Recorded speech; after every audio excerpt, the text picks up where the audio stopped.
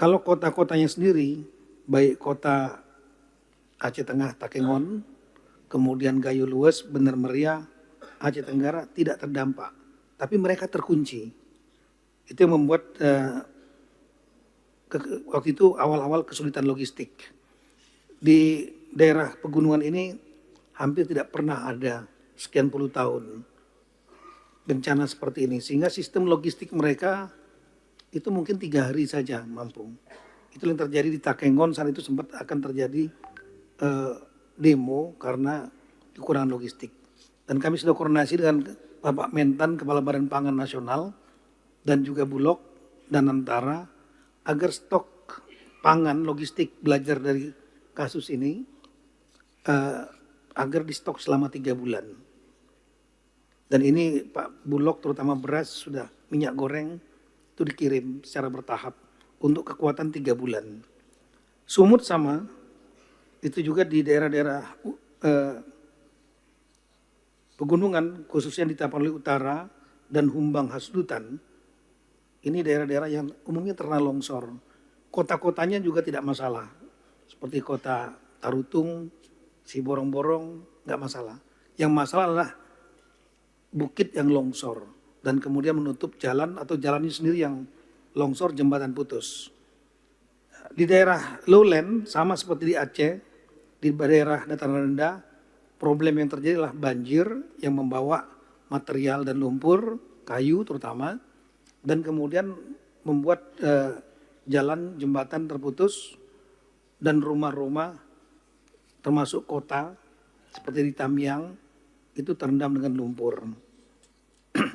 Di Sumatera Barat persoalannya juga hampir sama.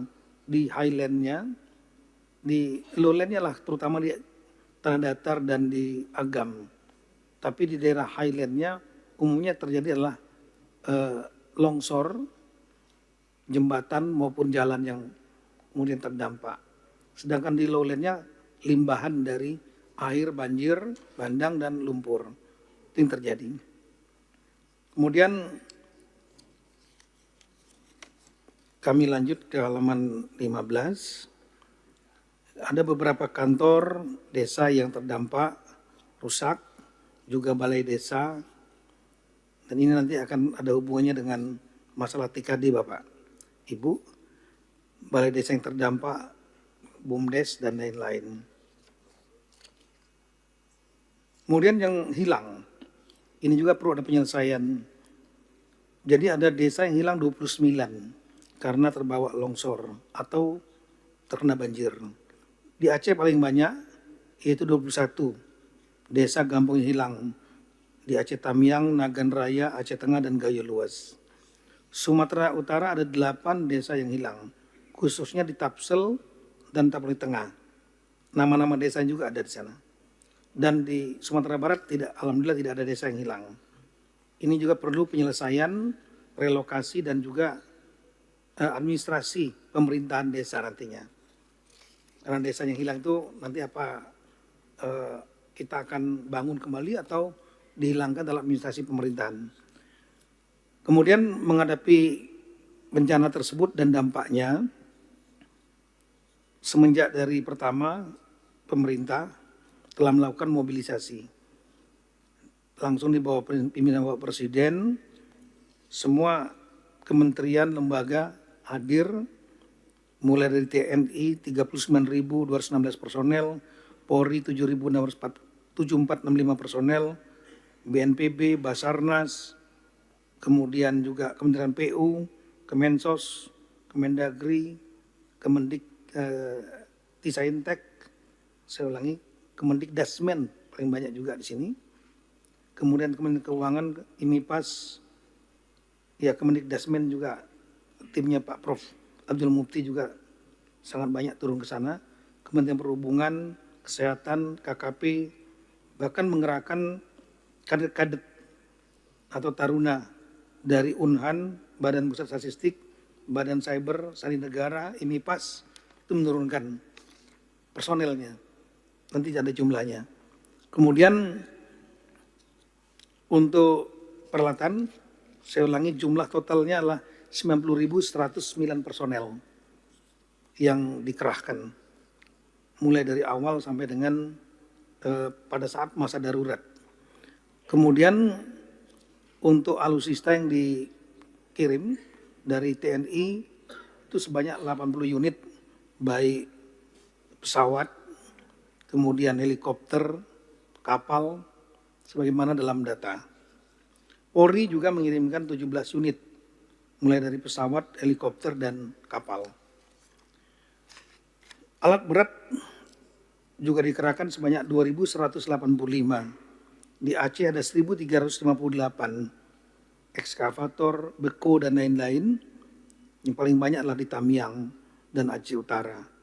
Kemudian di Sumatera Utara yang terbanyak adalah di Tapanuli Tengah dan Tapanuli Utara dan Tapanuli Selatan. Memang central point untuk di Sumatera Utara inilah di daerah sekitaran itu, Tapanuli Tengah, Enclave Tapanuli Tengah, Taput, Tapsel, Sibolga. Itu yang paling utama sekali.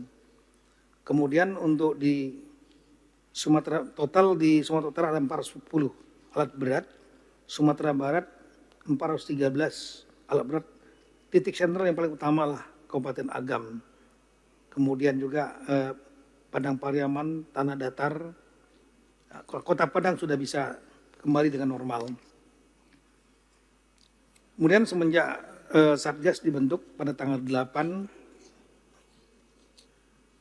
Januari, ini kemudian kami sudah melaksanakan rapat sebanyak 24 kali.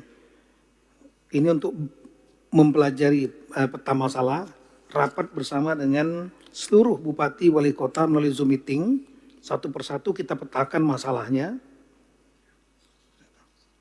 Dan kemudian ada variabel nanti akan kami sampaikan. Kemudian juga langsung turun, selain Zoom meeting, tatap muka langsung ke Aceh dengan satu-satu dialog dengan para bupati, wali kota, gubernur, wakil gubernur untuk DPRD juga, dan Forkompinda untuk memetakan betul masalah-masalah yang ada di tiap-tiap kabupaten dan kota.